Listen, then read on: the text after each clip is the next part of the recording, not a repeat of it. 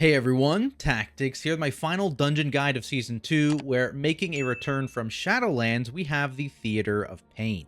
In this video, I'll take you through all the changes the dungeon has seen going into Season 2, and give you guys some tips and tricks to help you deal with the various abilities that you'll encounter throughout it. If you're looking for guides just like this one for the other dungeons this season, I've got you covered. Check them out over on my channel or linked down in the description below. Plus, I've got a ton more stuff coming over the next few weeks, including Keystone Legend route walkthroughs with commentary to help you get that brand new 3K rating mount, Liberation of Undermine raid boss guides, and much more. So make sure you are subscribed to the channel so you don't miss out. Otherwise, let's hop right into it with a few trash mobs you'll face before the first boss.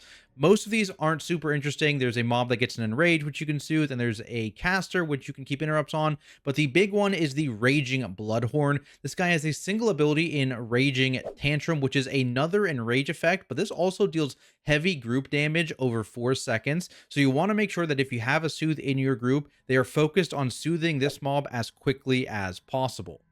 There's really only the one trash pack before the first boss, so that brings us to the boss itself. We're going to be taking on 3 of them simultaneously, and you'll want to cleave them down relatively evenly here, as the remaining bosses gain a stack of Final Will, increasing their damage when one of them dies. Also, beware of the combatants that surround the arena, as they will hit players that get too close, knocking them back slightly in the process, so make sure you steer clear of them.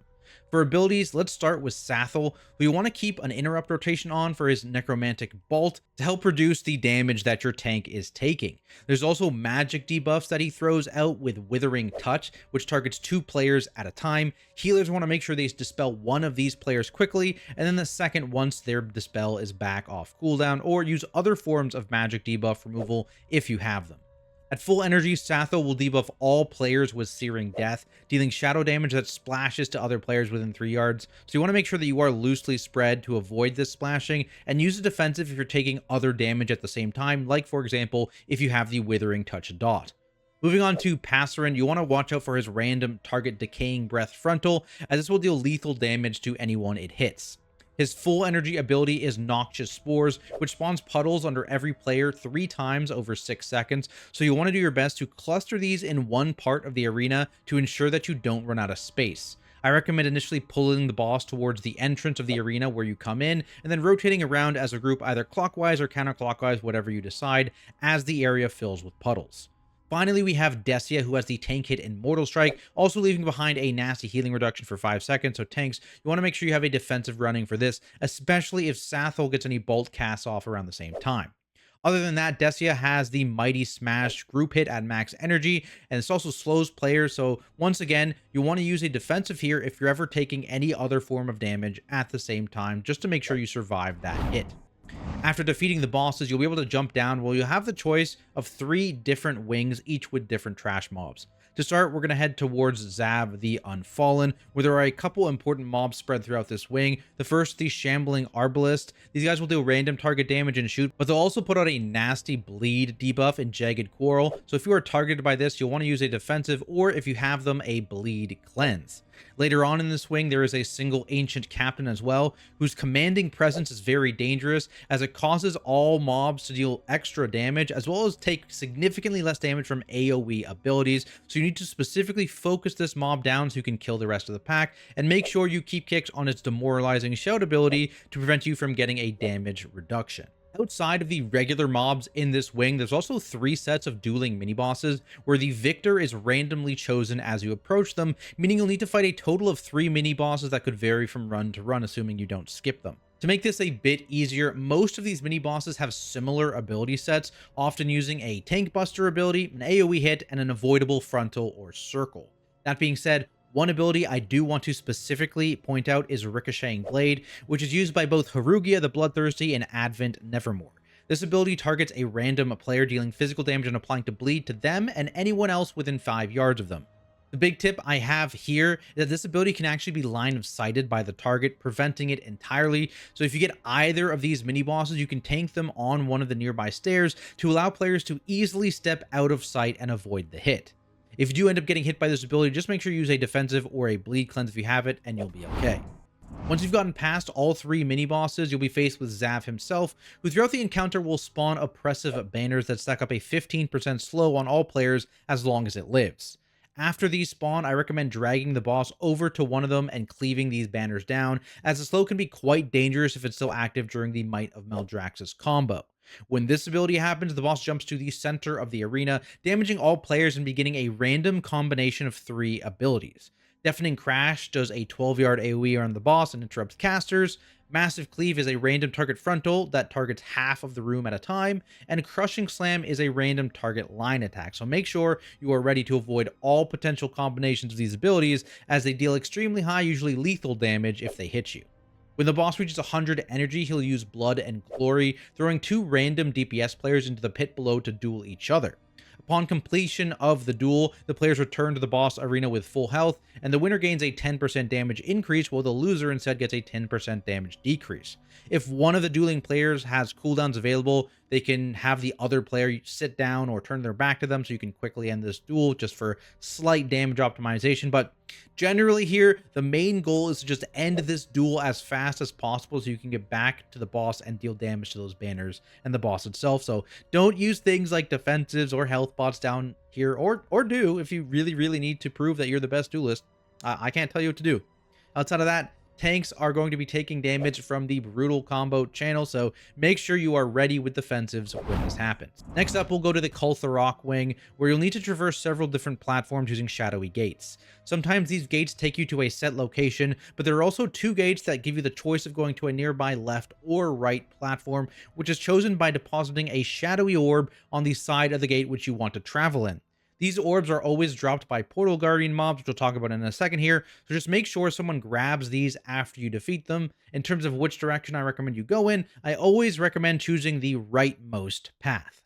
Now let's talk mobs, where the first mob you'll encounter in this wing are the Shackled Souls. These just have a single channeled cast and Bind Soul. It's a random target channel that deals shadow damage over the course of it, so use interrupts or CCs to stop this from happening.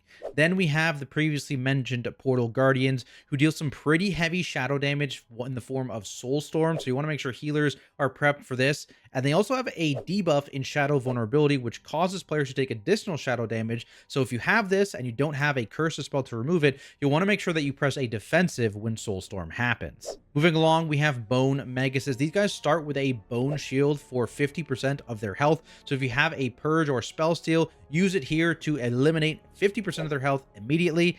Other than that, they will spam cast on random players, but they also have an important cast in Bone Spear, so you want to make sure you have every Bone Spear interrupted, and then use Spare Kicks on their other Grave Spike cast. Maniacal Soulbinders are also a random target caster in this area, and they also have an important kick in Necrotic Bolt Volley, so again, make sure that is always kicked, and then you can throw Spare Kicks on their Necrotic Bolt. A mini-boss in this area is the Soul-Forged Bone Reaver. This guy spawns a lot of 3-yard circles on the ground, so you want to make sure you step out of those, and occasionally he'll do a whirlwind attack in Bone Storm while he also is moving at the same time, so you want to make sure that you give this mini-boss some space when this ability happens. The other lieutenant mob in this area is the Nefarious Darkspeaker. This guy just spam casts into the tank, so if you have Spare Kicks, you can use it on the Spirit Frost cast. Otherwise, the Maniacal Soulbinder and the Bone Magus are more important. Other than that, there's a random target line attack in Deathwinds, which you want to make sure you avoid, as it has a significant knockback attached to it, and you're playing on a relatively small platform here, so if you get hit by it, you are going off the edge for sure. Other than that, there's just a random target curse in Curse of Desolation, which drops a 3-yard circle underneath you every few seconds, so you want to make sure you're avoiding that. And again, if you have a curse spell, send it to remove this debuff. After jumping between enough platforms, you'll eventually get to Kul'tharok, who has seen a rework going into this season, and is a stationary boss who sits in the center of his room. Just be careful not to step too far inside the boss's hitbox, as there is a puddle underneath him that deals heavy damage to any players that stand in it. In general, you'll want to be loosely spread out for this fight, as throughout the encounter, 2 players get randomly debuffed with the Well of Darkness dot, which also splashes other players within 4 yards. This is the main source of damage on this fight, so targeted players can use a defensive to help smooth out their damage intake. To force a bit of movement, the boss has the Death Spiral ability, which spawns several orbs that rotate around the arena and deal heavy damage to players they touch. For ranged, it's easier to stay near the edge of the platform as these orbs take longer to do a full rotation around the room, while melee will just need to do a bit of a dance bouncing in and out of range of the boss for the orbs around the center of the room. At full energy, the boss uses Draw Soul, which deals ticking damage to all players for 8 seconds and then spawns a Lost Soul at their location. If these adds ever reach the boss, they will explode for heavy shadow damage, so when this cast starts, all players want to group up near the edge of the boss platform and drop them together, where you can then use CCs and AoE damage to lock them down while you cleave them. For healers, this is the damage event you want to make sure that you have some healing or defensives prepped for, as this hits the entire group. Other than that, you want to keep an interrupt order on the random target necrotic bolts that the boss casts just to reduce your overall group damage, and tanks will want to use a defensive and make sure that they point the line attack from necrotic eruption away from the rest of your party. And that brings us to the final wing of the dungeon, which is a lot more disease focused. To start, we have the diseased horror mobs, and these guys mostly hit the tank with a decaying strike. This is a pretty heavy mixed hit that also applies a disease to you, which reduces your max health. So having a disease spell in this area is very, very nice. Make sure you do press a defensive for that as well. They'll also occasionally channel up a heal, so use CCs or interrupts on that meat shield cast. Blighted Sludge Spewers are the important interrupt in this area, and they have the Withering and Discharge attack. This is a AoE hit on your entire party that also applies an extremely nasty disease that decreases damage and healing done by 20%, so you want to make sure every single one of these casts is interrupted, and then you can use Spare Kicks on their Decaying Filth cast, which is a random target hit and disease. These mobs also occasionally will leap to random players dealing a 4-yard AoE, so while you're in this area, you do want to make sure that you are loosely spread. In a similar fashion, Disgusting Refuse have the same leap attack, and also on death they will drop a puddle on the ground, which also applies that same 20% damage and healing reduction disease to it, so make sure you are avoiding these puddles. The Putrid Butcher is another tank mob in this area, and they have the Devour Flesh attack. There's a fizz hit on the tank that also heals the mob for a 300% of the damage it deals, so you want to make sure that you press a defensive when this is coming out, and it will heal the mob for less. The big, scary Lieutenant mob in this area are the Rancid Gas Bags, and these guys do passive damage every 2 seconds to the entire group, so healers will want to be aware of that. And their main ability is Vile Eruption, which is a frontal attack at a random player that also shoots out a cone directly behind the mob as well. So you want to make sure you avoid this, as it will deal heavy damage and disorient anyone hit for 3 seconds. Other than that, this mob will occasionally spawn circles under a couple random players, which you just need to avoid. Once you've made your way down this final wing, you'll be able to take on Gorechop, where the main mechanic of this encounter are the meat hooks that the boss intermittently calls to sweep across the arena. These hooks can appear on either side of the room and always move in 2 distinct waves, with the first having 2 small safe openings and the second with the rest of the arena being safe. These hooks will also apply Jagged Gash and drag any player's hit across the room, so you really want to make sure that you dodge through the safe spaces in these waves to avoid that extra damage. On top of the hooks, every time they appear, the boss also summons 2 oozing leftover mobs. These abominations slowly lose health over time and have the same leaping thrash ability you saw in the trash before, so make sure you are loosely spread to prevent that from cleaving. Or if you're quick, you can actually use a long-term CC on these mobs and just watch them tick down in the corner. These mobs also leave behind a large puddle of coagulating ooze on death, so if possible, you want to try and cleave these mobs down together to conserve space, which will make avoiding those hooks a bit easier. Other than that, there's some forced movement from Tenderizing Smash, which grips in all players and then does a lethal AoE around the boss after a few seconds, so be ready to use mobility spells and move away when this happens, especially if it overlaps with hooks. For tanks, there's the Hateful Strike ability, which is a large physical hit that you'll just want to make sure you have a defensive up for. After defeating all of the bosses indoors, you can head back out to the first boss room, where you'll now be able to take on Mordretha. Just like during the initial boss fight, combatants surround the arena and knock back players that touch them, so you want to make sure you avoid getting too close. In terms of things you'll need to avoid on this fight, there's a couple to be aware of. The first is Dark Devastation, which is a random target frontal attack that then rotates slightly as the boss channels it, so make sure you give this ability a lot of space. The other is the Grasping Rift ability, which spawns somewhere randomly in the room and pulls players towards it for 6 seconds, stunning anyone who gets too close with a cursed debuff. When this happens, you want to use movement abilities to avoid that debuff from happening, especially if the rift spawns on top of or very close to your group. For tanks, there's the dangerous tank hit in Reaping Scythe, which deals a mixture of shadow and physical damage, and is by far the most dangerous tank hit in the dungeon, so you really want to make sure you have a good defensive rotation to cover every single cast of this ability. When it comes to group damage, most of that comes from Manifest Death, which applies a dot to all players and then splashes anyone within 6 yards after it expires. This explosion also spawns a Death Walker ad under each player, and these mobs just spam Death Bolt on random players, so you want to make sure you keep them interrupted. I recommend having a loose spread here to avoid cleaving, and then once the ads spawn, everyone kicks their own ad to group them up under the boss, and then you can use things like AoE CCs and cleave them under the boss to maximize damage. After pushing the boss to 50% health, she will begin casting Echoes of Carnage, which deals a large hit of shadow damage after it completes, followed by a small pulse of shadow damage every 2 seconds for the remainder of the encounter. This is the largest individual group hit of the fight, so you want to make sure you have either some personal defensives or group defensives running for when this cast finishes.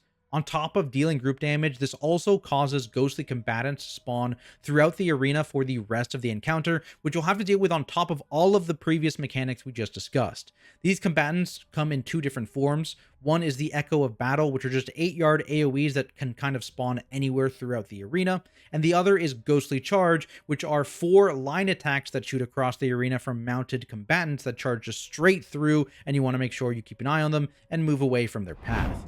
That is it for this video and this guide series, guys. Hopefully it does help you out in Season 2, and if it does, be sure to leave a like and subscribe for more guide content like it, including Keystone Legendary walkthroughs with commentary to get 3k IO, Liberation of Undermine raid boss guides, and much more. Otherwise, I have to give a massive thank you to all of my Patreons for helping to make content like this possible, and I'll see everyone in the next video.